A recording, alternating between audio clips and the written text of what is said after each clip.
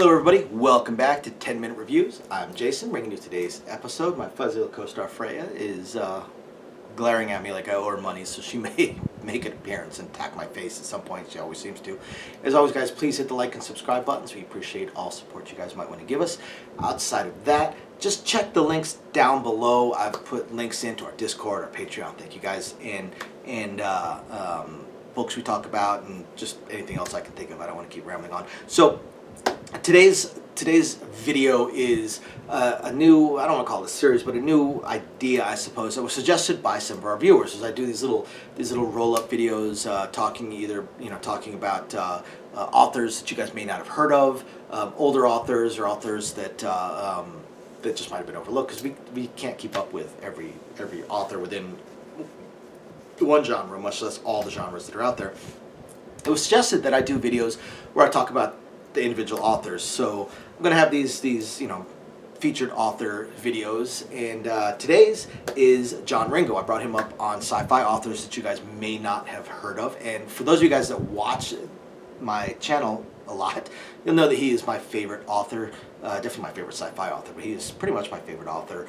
And he's an incredible author. So these videos might be a little bit shorter because it's just one author I'm talking about, but John Ringo, great author, and he writes in a lot of genres. He's primarily a science fiction author, but he's mostly a military science fiction author, because he is he's a vet just like me. In fact, he's also, I believe, he's an 82nd Airborne vet, just as I am, and he's able to write the mentality of a soldier better than anybody I've ever read. Oftentimes when I read military books, military science fiction books, the authors write almost a romanticized version of the military mind of the soldier and how they think and how they act, whereas John Ringo's actually able to really put in the black humor that we use a lot, and just the way soldiers can think, while at the same time he puts in a lot of real science. He has a lot of co-authors and friends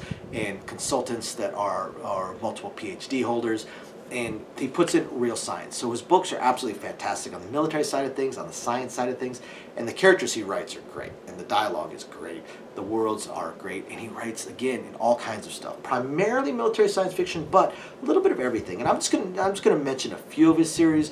He has a lot of them, but straight military with harem elements. We've got his Paladin of Shadows, which is about a former Navy SEAL that pulls off something that, now the first book was written before we actually pulled off what the main character pulls off as far as major terrorists go, stuff like that.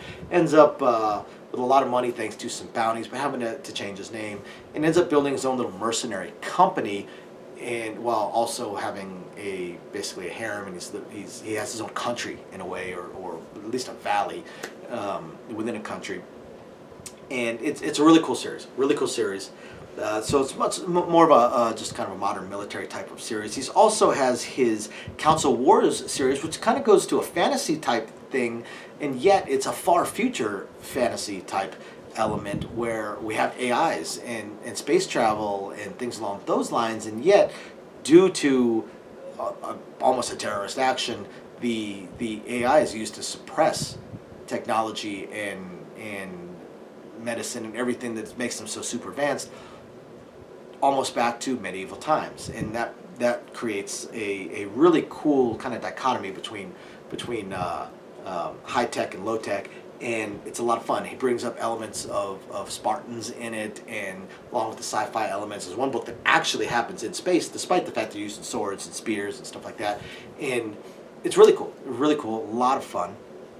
You've got your Troy Rising series, which is kind of more about our first contact with aliens and eventual attacks from aliens, and how one person becomes basically the richest man in the solar system, and yet also becomes the solar system's protector. And it's a lot of fun. It's one of my favorite series that he writes. Of course, there's Black Tide Rising, which is John Ringo's take on the zombie apocalypse. Ton of fun. While I wouldn't call it my personal favorite series that he writes, it stands out for two primary reasons. Reason number one, it's one of his few series that he actually ends. He leaves a lot of his series open-ended as he continues to write in, or has has other authors that will write an occasional book within him, but he tends to almost get bored with the series after a while and move on to another series instead of finishing. Whereas the Black Tide Rising, he actually finishes it. So that's one reason that it stands out. The second reason that it stands out is it became so popular that there have been numerous anthology books written since from other authors. He created this universe, this world that is kind of a sandbox for other authors to play in, and he's had, I think, more anthologies come out now than the actual original series. So this is probably his most successful series, The Black Tide Rising, even though, like I said, it's not necessarily my personal favorite, but it's up there again. All of his books are incredible. I love John Ringo's books. And then my personal favorite, the Legacy of Aldenata series, which is, or the Posling Wars series, which also has other authors that have written in it, not short stories, actual full-blown books. Like Julie Cochran wrote one of them, and God, I can't remember the name of the author. But there's been a couple authors that have written books within this universe that he's written. And again, alien attack kind of thing. Wider galactic empires. When the Earth is pretty much the underdog. Earth is not the slaves, although the one of the races kind of tries to do that.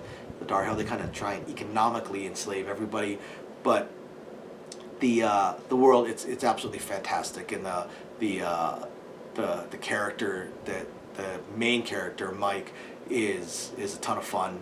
But all the characters are just an absolute blast, from Tommy Sunday to Mike's father, who's just hilarious as well, to his daughter. Just all around, it's just a fantastic series. The last book was one of my favorite books. I'm very sad that he's not written the sequel yet. Hopefully that happens one day. Really hope that happens one day. But overall, absolutely fantastic author with a little bit for everybody. So you guys got to check him out. Thanks for watching, everybody. We'll catch you guys next time. Bye now.